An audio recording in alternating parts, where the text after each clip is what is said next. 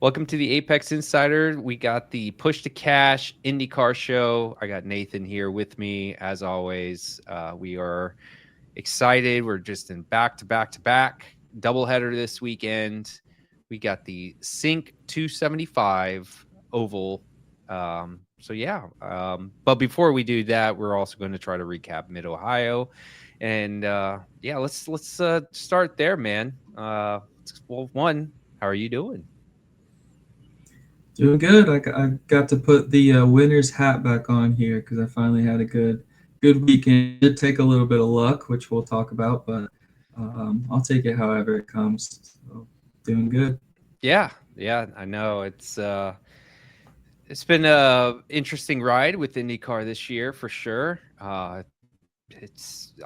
You can almost say it's weird because normally you go into a season and you expect like there's going to be some unpredictability, right? Like who's going to win the outright, who's going to whatever in whatever position, pretty standard field. But uh, yeah, this year has been one of those years where it's like it's always the same, like three guys, four guys, depending on what you're playing, bets or grid rival, whatever, that just seem to be excelling or doing what they need to do while you're finding the underachievers, aka Penske, um, not performing at all. So it's kind of crazy. I guess maybe we can start there. I mean, Joseph Newgarden, immediately off the bat, you can probably argue it was some of that kitty litter that may have helped in the way that he locked his brakes and just lost it. I mean, he just lost it overall. That's Yeah. hands down. And then willpower as well. Just Scott actually just none of them did anything this weekend, but Joseph Newgarden obviously was kind of the headline for Penske this weekend. So crazy, huh? I mean, like, Yeah, I don't. Connor Daly said on his podcast that to him it looked like something very weird happened, like possibly a brake failure.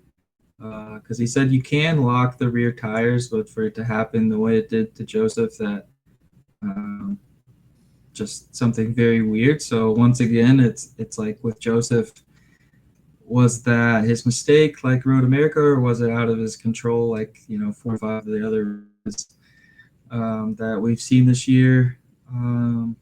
Yeah, I think they've officially like rock bottom. I keep thinking that something's going to turn around for them. It's actually kind of just getting worse and worse yeah, ever definitely since the is. 500, really.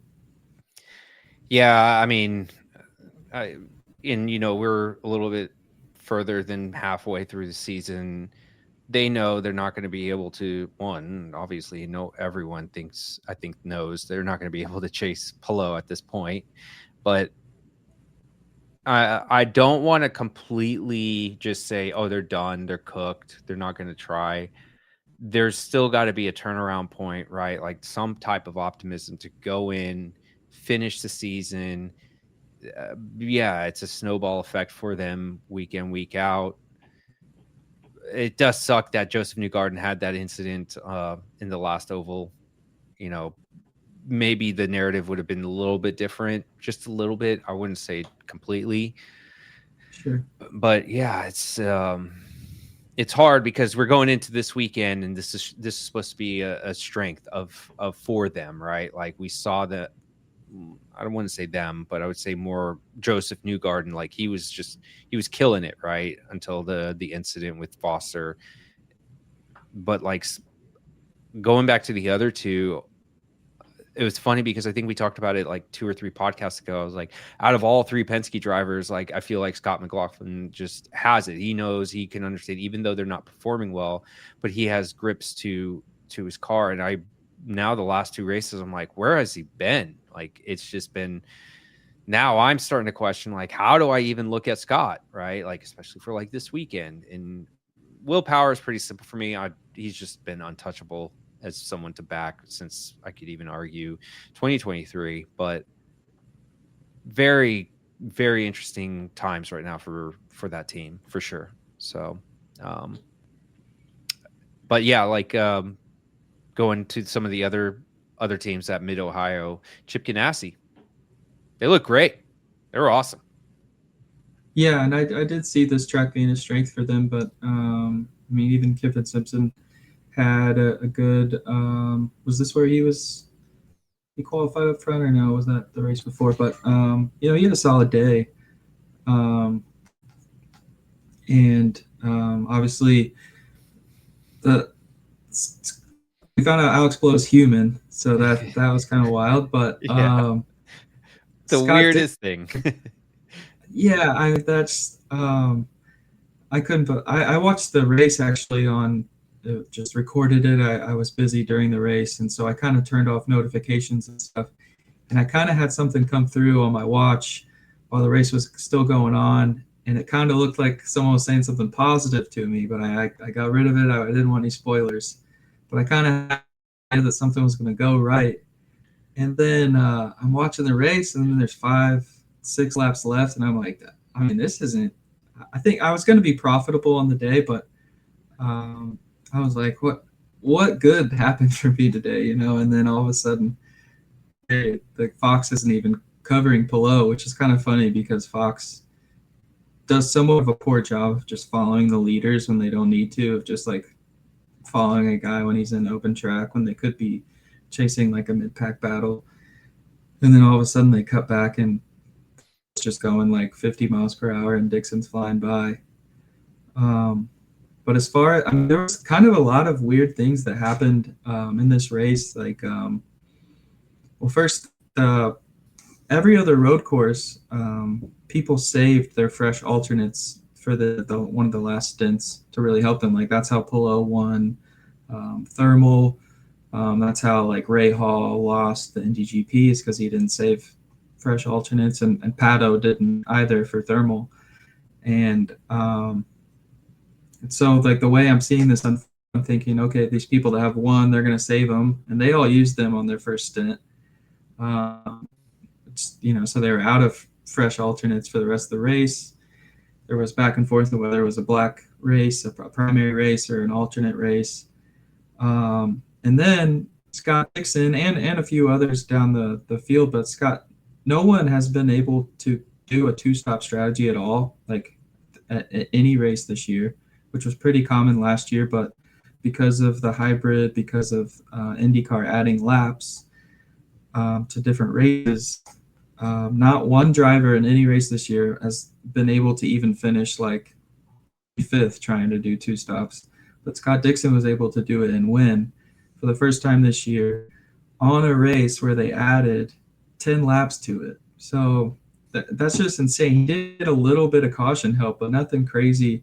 And he even said that the second caution they got was kind of like a nice little buffer, but they were going to make it anyways and stuff like that. So just wild to me kind of how him and several drivers who people acted concerned like, oh well, when this race was 80 laps or whatever it was, we had a hard time making two stops. So now that it's 90, you're going to need a lot of caution.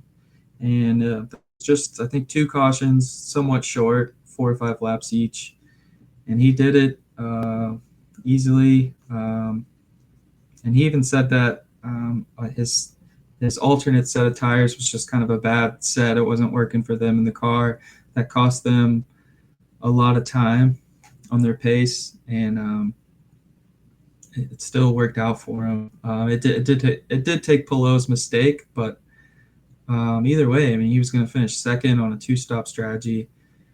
Just classic Scott Dixon stuff there. Yeah, he took care of his tires. He just drove his own pace, and he knew he had it. They had the car. I mean, it showed with everyone. Armstrong, Dixon, and obviously Pelot. So, I mean, am I shocked? No. Like I kind of had this feeling he's going to try to do something like that, just like every race. He's going to try to do something like that. But it is just funny. I put my tinfoil hat on, and I was like, maybe Pelot did that on purpose. Like he's already had a bunch of wins. Maybe he's going to give one to Dixon and bring him up a little bit in the standings. Yeah, and that was Oh, like oops, I lost control. Like kind of thing. Dixon said that was the first race I think his son has ever seen him win in person. So it's the feel good story of the family being there, and Yeah. Yeah, so maybe Pillow was like, yeah, here you go, man. Your son can This is the actually see you only win one. way I can get you. You are there. If I take second, who cares? Your family's here. You're basically at the end of your career. Let's give it to you. You know, I don't know. That just Yeah, and kind of obviously. funny. Dixon mentioned that his son asked him on the ride home, like, "Why didn't we kiss the bricks?"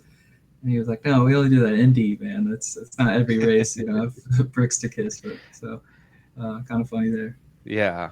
Yeah. No, it was definitely like they were just strong. They were really good throughout the weekend. I think we kind of expected that as well. So it was good. So uh I mean, yeah, I think that it was, I was watching it live and had a lot of randomness to it, but I can't say I'm totally shocked by the outcomes. I mean, yeah, towards the end I was like, holy cow. But no doubt in my mind, Lundgaard was going to stay in that top three. Like one thing I was doing more, and I kind of liked it, is I was able to just keep tracking through the weekend because I was at my computer most of the weekend, so it was kind of nice to be able to just capture those sector times as they were Yeah, actually doing their practices, the qualifying, and like that right there, like just seeing Lundgaard throughout the weekend, I was like, this guy is not. He's just in the top four in every sector, every session. I That's why when I was like, oh, even money, I'm no doubt in my mind, I'm taking it. I'm just taking it. Not going to even think of anything else. That's it. We're taking that. And then I got convinced to do a group, even though I don't mm, think it was the right group. I thought like the logic being if Kirkwood was going to get into the top five, then that group would, or top three, which, it was like plus 150, I think it was for top three for him. You could take his group, and that's most likely, better odds for you. Yeah, there's some variables to it, but Dixon was in his group, so that was already like dead on arrival kind of thing. I should have just avoided it altogether. I was like, maybe I'll just throw a sprinkle with someone else, and maybe they both hit top threes. But yeah, I think Lundgaard really just purely was racing really well throughout the weekend.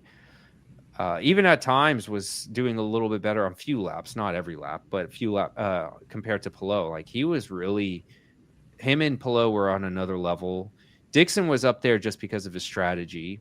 Not to say he probably couldn't keep pace if he wanted to, but yeah, I thought that Lundgaard was very impressive because from beginning to end, he drove a superb drive. I mean, even during the times where we're like, oh my God, this might be cooked because he's now stuck in traffic and he's got to get through that. And he did an awesome job. Awesome job. Pato, too, actually, yeah, surprisingly got up to fifth, right? Like these, had a hell of a race. Yeah, yeah. which McLaren just we that like that Lundgaard bet felt good because I mean we talked about this on the preview last week of well we think McLaren's going to be strong, so we targeted Lundgaard kind of early. Yeah. And so when it works out that way, that always it's nice to have a good read from the very beginning. But McLaren proved that, like even Siegel, he qualified fourth, and he hung around. I think he finished 11th or something. So pretty good result for Siegel. Pato's qualifying didn't work out for whatever reason. A lot of people said they were getting held up, or maybe he missed the tires. But yeah, Lundgaard that was just kind of a nice, like, never in doubt kind of thing, Oh, yeah. the way he was driving. So solid day for McLaren and Ganassi, really. I think, the Kirkwood logic did sound good on Sunday, but I was just ready to fade him because I'd already taken him lower on that GridRival play. I I just felt he was going to come back to earth a little bit. So it wasn't the stats and his pace showed more that he was going to be pretty good, but I was just ready to I was hold getting on. greedy. I was getting Yeah, greedy because like I just didn't have any other options. Like my only bet was Lundgaard. I wanted to get in on that Armstrong bet, but unfortunately I just didn't have access to it. Yeah, I got a little greedy. Because I was with you, like ready to fade him. I did the same. I faded him on in GridRival as well. So, but it is what it is. But I faded him also a few other times on GridRival this year, and he's made me pay for it. So, but we made it back. So shout out. You had Kirkwood worse 4.5 with Lundgaard better as one of your cards. You had Joseph Newgarden worse 6.5, Daly worse 16.5, which hit. Ferrucci helped me out on that. Yeah, running off the track. Yeah. Oh yeah, and then Pelot worse 1.5, Pato worse 3.5, Dixon better. I mean, it was I don't know, where did Abel actually end up? He finished 20 seconds. I just right on it. Right on it. So 3 out of 4, that's perfect. I think you put 25 units on there, so that's a total of what you got. I was up 2 units. 2 units, yeah. Yeah. Yeah, and I mean, my cards were right there with you. I did 2 cards, and I was totally aligned on most of those, if not all, where I had Newgarden, Kirkwood, and Lundgaard as one card, Dixon, Armstrong, and Foster as my second card. My third card, God, I was so confident in that one too. I had the Daly, Foster, and Rasmussen under 16.5. I really believe Rasmussen would have definitely hit that, because I think he was 14th, 13th, running fine until he had to retire. And I was like, God damn. So, yeah, no, great weekend for GridRival. Looking forward to this weekend. And lastly, I just realized I got into the top 10 with our fantasy league. So saw that, yeah. I was pumped. You called the shot. So I was like 60th, and I said I'm going to make a generational run, but I changed my strategy. So my strategy being, I've been really cherry picking within the races. I'm not doing full 5-3 contracts for like 2 or 3 drivers even. I'm just doing the one contract, even though I probably should have stuck with Foster at one of these. Hey, listen, it worked out last week anyways, but that was been my strategy. Is I might have 3 guys with, signed up to 5, and then I'm leaving it kind of open for like the remainder of the 2 or 3 to like make it more flexible. 2 contract, 1 contract. So that's really been beneficial, because I've been able to cherry pick as we've been like switching ovals, different tracks, different everything. So, sure. But yeah, let's get into the meat and potatoes, which is the Synk, no longer high V, and it's a doubleheader too. We got Saturday, late afternoon? Let me check. 5 Eastern. 5 Eastern, yep. And then I might be missing that. We'll see. And then Sunday, we got a nooner. So are we only doing 1 qualifying and that's it? Yeah, they do 2 laps, and so their first lap goes to race 1, their second lap goes to race 2. That's so right. It's kind of you see sometimes people will stay pretty consistent, but sometimes people will pull out of it because they get a little scared or something's going wrong. And one race they'll qualify 3rd, and race 2 they're qualified like 23rd. So it's that's wild. It's going to be good. So yeah, let's go into your preview. Yeah, so Iowa here, it's the shortest track on the calendar. It's 0.88 miles. With Indycar loves their 25 sectors on their track, so it'll be interesting to see how many sectors they can shove into this small track here. But this used to be one of my favorite races, honestly. Like, it's just that the track is so small that there's action all around, and no matter if someone has a 30-second lead, they're still fighting lap traffic, or if someone's trying to make their way back through. So the IndyCar's been here for 20 plus races. they've had some breaks here and there, and what I'm hearing is this could be the last year that IndyCar is in Iowa for now, because they did a partial repave last year to benefit NASCAR racing, and it killed the IndyCar product. Um, I wonder if they could just do a full repave and start fresh there, if that could save the IndyCar racing, but it doesn't seem like they're interested in doing that. And like we were talking about before, they lost Hy-Vee, which was a huge sponsor of bringing this race back to Iowa, and they had the big concerts and all that stuff, which is all gone now.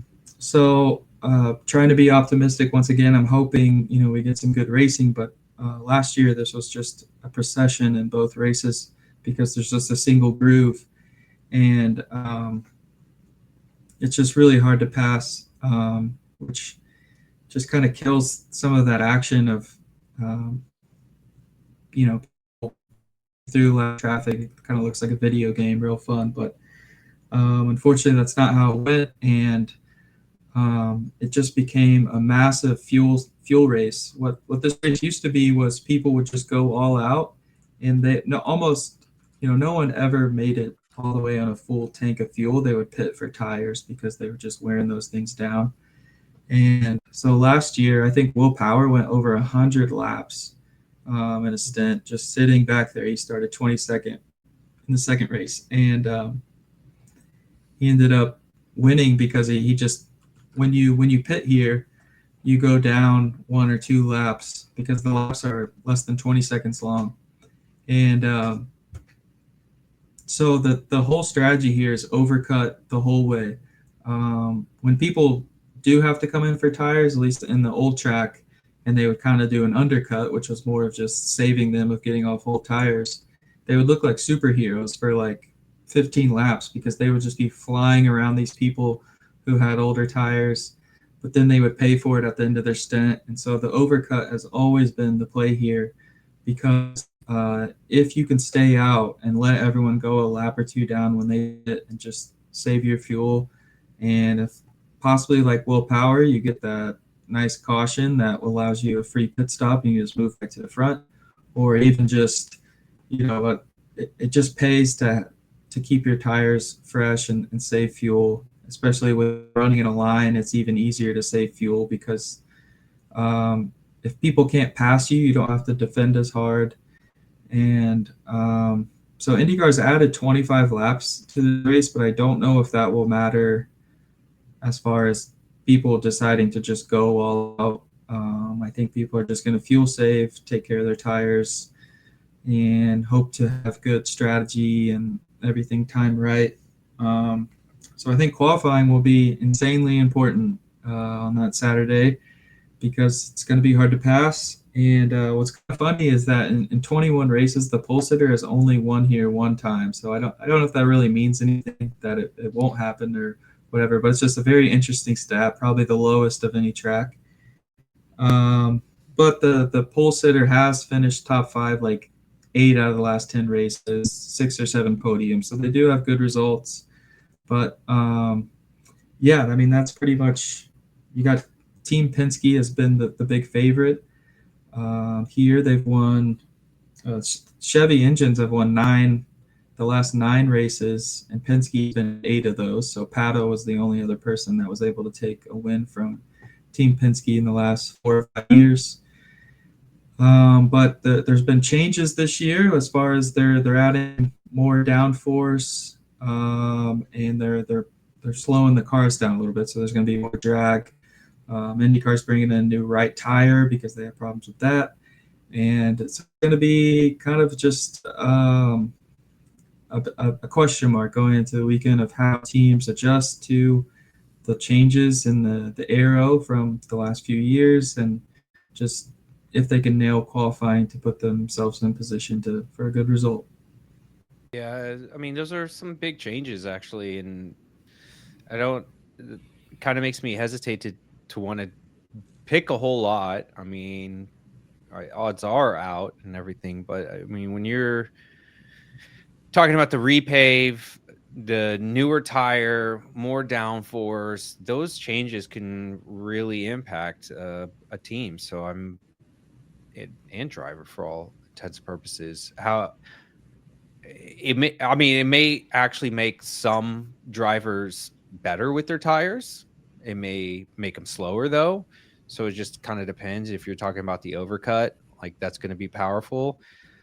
That's going to benefit some teams that we may not even expect going into the weekend, where they're going to have this downforce and they're going to be able to protect tires and keep going for longer. Maybe they get benefits of cautions, whatever the situation may be.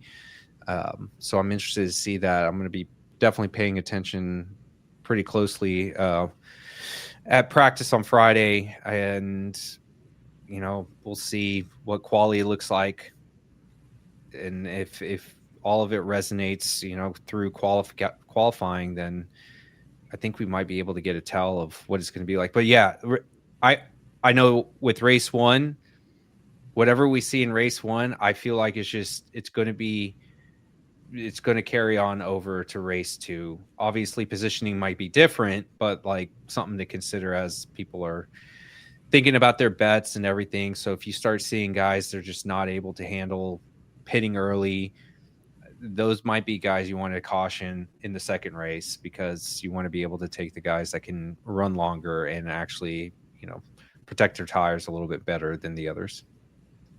Yeah, I mean, these cars seem to be real finicky, and a couple of degree change in weather will throw people off. But like you're saying, that if someone looks comfortable, they're not gonna touch the car really for that next day. And other people, if they're having to come in early because they're so uncomfortable, those are the people we look to fade or go against, because that's a hard fix overnight. In less than less than 12 hours working overnight to try to completely change your car there. So yeah, the drivers say that just from like I've heard from Rossi and Daly kind of on their podcast, or Willpower, that not the most positive feedback from the test and the changes for IndyCar. But I am glad IndyCar is trying something, since it wasn't a great race last year. And they're saying they may be able to follow a little closer with the more downforce. The only problem is if there's only one racing line, it's still hard to get around that car.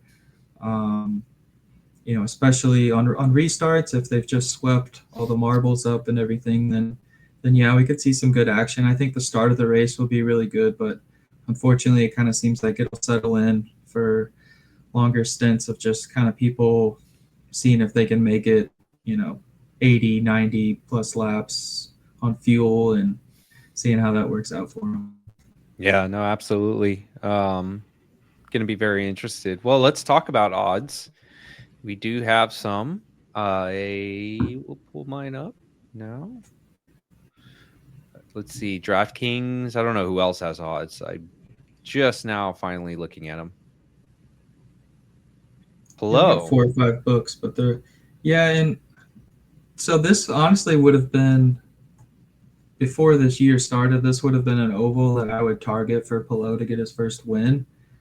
But there's no way I've taken it less than 2-1 on an oval. But he's been actually pretty good here, probably one of his best oval, aside from now having an Indy 500 win. But maybe Texas, he was pretty good at Texas too. But see, he qualified second and third last year. He's had other top 10 qualifying performances, but he's had a couple podiums, and there's just no way you can take him that low. And even right now, for me, Newgarden's looking a little too low. Yeah, that's for comfort. That's too short for me to say I'm ready to back him going into a weekend as you're trying to catch a falling knife. However, I mean, we all feel pretty bullish on him, just for the simple sake, like, we saw what he was doing in the last short oval, right? Like we know he's still got it there. The car still can perform, but I think you did bring up some interesting points about they didn't feel as comfortable in testing as they normally would, and technically speaking, qualifying hasn't been their strengths here, actually. So And another thing I just now thought about is that qualifying order goes in reverse order of the standings. So the track gets better as each car goes out, and also sometimes it just kind of cools down, which helps too. But that's at 5 p.m. It's not guaranteed to happen. But with Newgarden being so low in the standings, he's going to qualify pretty early on in the first 10 cars actually, and so that could also bring his qualifying down a little bit unless he really nails it. So that's something that kind of just my mind there, like that'll be interesting to see how much that affects him. Yeah, and I'm not going to even get cute with it. I don't think I'll probably. I mean, I won't even really have access, but if I did have access, I'd be waiting until after qualifying to see all the results before I'm placing anything. Unless you're trying to do long shots, which you have done, I think, right? Yeah, I have a Yeah. couple plays. I did find McLaughlin. I had a profit boost again to use on him like I did last week. That brought him up just under 8-1. So I felt good about that, just as far as how good his qualifying's been here the last couple of years. And then I thought Herta is at a good number for someone who's qualified um, sixth or better in the last 6 out of 8 races here. He's just someone who he struggled at the end of stints on tires, but we have seen him in the last year get better at his oval racecraft. So I'm kind of taking a chance on him there at 14-1, which is widely available. I don't hate Dixon. If you can find Dixon around 15-1 or worse, I think I haven't bet that, but he's really good here. I know some people have jumped on Connor Daly around 20-1 or 18-1. I wouldn't really want to go too much lower. If I'm ever going to bet Connor Daly to win, I wanted it to be at a pretty big number. But I got it at 18-1 with another $10 free bet, which worked out well for me last week with Dixon. So maybe you can pull another one of those off. But other than that, that's all I have so far because we don't have any podiums or matchups yet. No, and I think that's one thing I want to eye after qualifying is if as long as Joseph Newgarden's in the top 15, like I think that top 3 is definitely still a play for him. Definitely will be looking at it. I know keep talking about like, oh, can't bet Penske, but here we are, or here I am talking about it. And this is like one of those unique situations. He's just an oval king. From what I saw in my eyes in the last race, unfortunate situation. I really believe that, I mean, wild accident wasn't even his fault. Like it was just a freak accident. And if I guarantee you, if he won that race, he would have been favored for this race, no matter what the situations that have happened to him, last week in the week prior. So to me, you still you got to take him serious at this type of course. And another thing is just Penske in general. They have showed that they're flawed in these right now. At least they're flawed in the road courses. Like they are just not performing well in those road courses. Totally different animal. We're now at an oval. Cars are going to be set up completely different than how they would normally be set up at a road course. They probably will find some type of optimization here. I'm just curious about tires, but that's not just them; it's just everyone. So we'll see. But yeah, I do like the Herta play. Obviously, McLaughlin is pretty good odds that you got there with your profit boost. What about Ferrucci though? What about Ferrucci? I think for Ferrucci to pull this off, we're going to need a lot of cautions because he was really good on the restarts here last year, and he shows that almost every oval.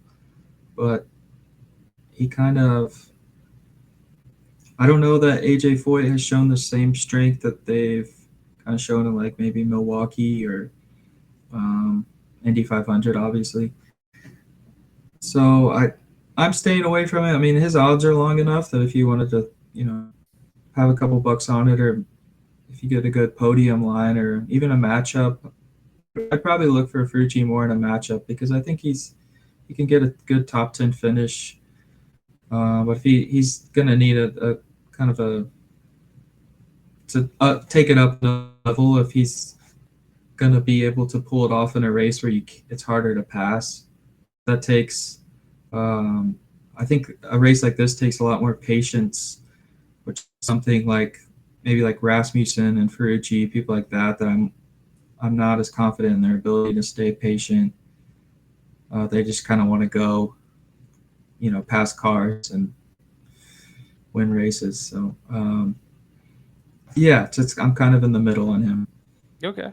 Yeah, I'm still not sure how to gauge him this weekend.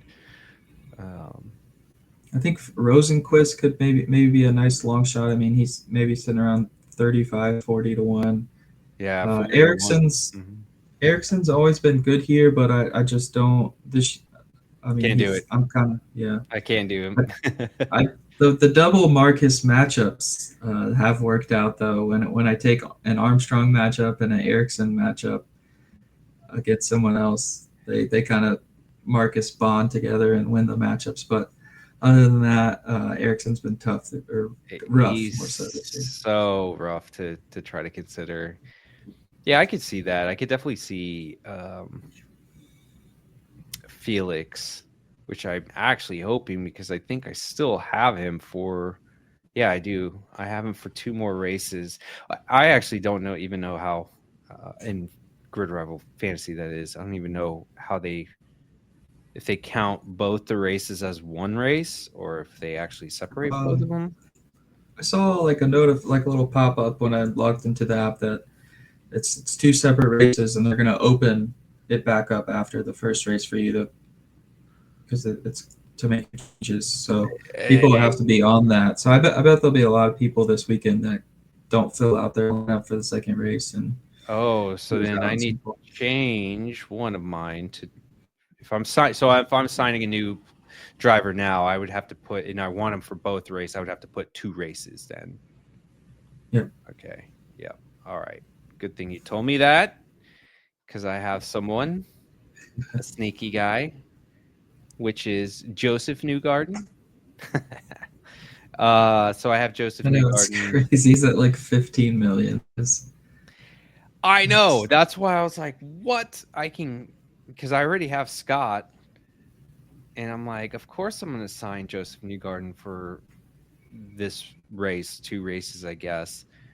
But it sucks because I was actually when I signed Herta, I was wanting him for this race, but I only have him for 1 more race, so I'm gonna have to pick up someone else for the following. So my luck is gonna be he's gonna do shitty the first race, but kill it the second race, and I'm gonna be yeah. like, God damn it. Man, that's the tough thing with just betting or playing these double headers is like when guys are good, but it's not guaranteed they'll pull off both races. So you don't want to be on the opposite end of picking someone race one and then race two is when they get it done. Rasmussen was the other guy. I signed him on for the last race, which kind of sucked. He DNF'd, and that was another reason. But I was kind of hoping to have him at least because he was a cheap option for this race. But yeah, I just have to deal with it, I guess. So yeah, for as far as odds, yeah, there's not really much to talk about. I will tell you, like for me, it's a wait and see. I will tell you this. If Pillow is in the top 3, there might be a part of me that's just going to say just continue to do it. Back Pillow state. Just that's it. There's a part of me that is really thinking that. So we'll see what happens. However, I think I'm going to be more focused on top 3. If I'm going to do top 3, I'm going to definitely be targeting like a Pato, Scott, Joseph. Just depends on where they're at, within the grid. So we'll see. Yeah, I would even think about Malukas, but I'm not really sure I want to do that. So we'll see. Um, Yeah, I'm with you on that. yeah, I just Uh, want I, to go I ahead. did have some good rival plays that I was Yeah, able to get in today. So let's. if we wanted to go over those. Yeah, I was gonna say let's Uh, right to it. I missed some of these numbers though because I just took a break and saw they had a promo. So I was like, damn, I saw yours. But go ahead. Let's hear it. Yeah, so I got first one's Scott Dixon, better than 7.5, and then I took Lundgaard. When I first saw it, it was 8.5, which I loved. I was going to up my units on that, but by the time I got it, it was 9.5, which I still like. I just make like Lundgaard has to prove it on goals, or I'm just going to keep fading him, especially when they're putting him as a top 10 car. Yeah. Dixon, I think a place like this, give me steady hand Scott Dixon to just give me a nice top 7 there.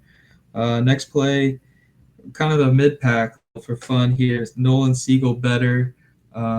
He had two decent races here last year. His first oval kind of experience started last year, and I think he had a 12th and a 14th here. We know Pato's good here, so if he kind of follows his lead, and Nolan, raced in this kind of race last year, not on the old Iowa, and then I'm fading Kip Simpson at 14.5, which once again, just kind of a prove it. He is improving a lot this year in IndyCar overall, but prove it to me on ovals, or I'm going to take that number as paid. Then I took Scott McLaughlin, better than 5.5, and fit Kyle Kirkwood at a worse than 7.0. Kirkwood's never really been a factor. Ericsson's been good, and Herta's been pretty good here, but Kirkwood, maybe this just is not his oval. And once again, like I know he did win at St. Louis. I wouldn't say he was one of the best cars. Maybe not even a top 5 car. It just kind of fell into his lap a little bit. Just he had a solid race. McLaughlin, give me a top 5. I like that number. And then I did a three-piece play here where this is my chance to take a Newgarden podium. Better. I went back to Scott Dixon at 7.5. That's probably one of my favorite numbers. And then I'm fading Rasmussen. He hasn't raced. He didn't race here last year. This is still when Ed Carpenter was doing his ovals. And like I mentioned earlier, I want him to show that he has the patience to stay in this race and kind of stay in that line and play the long game. He's kind of a candidate for me to ruin his race by getting greedy and taking that second line when it's just covered in marbles, and I think we'll see him in the wall at one point. I guess also in the test, it wasn't his fault, but he had a tire failure, which kind of led to IndyCar changing the tire this race. But I guess it was a really bad accident. So his last lap that he did here was a pretty rough wreck. And so he's going to have to get through that mentally also. So each of those was, I think, 0.25 units, except for the 3 card was a 0.15. So just kind of standard lower for me. Yeah, I'm only saw that promotion, and I just did a promo one, which I hate. I actually don't like doing anymore, but I get suckered into it because they did offer Newgarden 10.5, and obviously they're capped at like you can only do $5. So I was like, fine, so here, just take my money. But I'm gonna go for it. I'm gonna just go for it, and we'll see. So I did Kirkwood under 7 or worse than 7. Rasmussen better than 14.5. Daly better 10.5. The promo Lundgaard worse and Dixon better at 9.5 and 7. So now I want to get serious though. I want a serious card. This is the one. Last week it worked. Last week we did our cards and I just threw. I thought I was going to lose all of them, to be honest with you. I was like, oh man, I don't know how this can go, because with my luck, normally when I place the race position ones right before the weekend starts, it seems like I get screwed. So that wasn't the case last week. Those are the old days. Those are the old days. So I am still eyeing Lundgaard 9.5. That does feel right. I wish I had the 8.5. I was like, God dang, I wish I saw that before. But I kind of agree that 9.5 is still, that's very optimistic for him, because if we think about the top 10, it could be very crowded. And if he's not competitive already at ovals, he wasn't even competitive at the last oval. what gives me faith that he will be competitive here, especially, and of course I say that like there shouldn't be any, fuckery happening, but next thing you know, like a Joseph Newgarden Rex or whatever. But I still think you got the 3 Penske's that could really be in that, let's just say 7 to 12. They should be in that 7 to 12 range. You have Malukas. I mean, I'm still like on board for that one. So now, who are my other two? I want to do a 3-card one. I'm starting to get really into the 3 cards. So maybe a Felix at 11.5. We're talking about. I was eyeing that one. I was going to ask you, did that get bumped down though? Because I could have swore when I looked at it earlier when I was placing, I want to say it wasn't 11.5, or maybe I just spitting fake news. That looks right to me that Armstrong was one behind him. So I think that's what it's been at. I'm going to do it because I do like that. So there's got to be a correlation in that range between 9 and 12. Who else could we fit in that would be? I know Ferrucci's 11.5. Part of me kind of wants to do that better. What do you think? Yeah, I mean, let's see. And Marcus, how is Marcus? How do we feel about Marcus here? So he finished 19th and 10th last year. Just kind of, he kept his car clean. But, he wasn't really making any moves. And he did fine. He did fine at the Bummerito. He was top 10. I might avoid it at 12.5. Yeah. Ferrucci, he has won 6th place finish here, and everything else has been 11th or worse.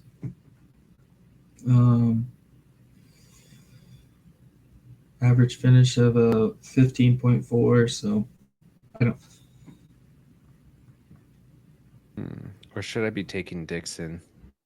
Is that the smart thing to do? Is just take Dixon? Which is he moved down? Is it 7 now? Yeah. Yeah. I don't know.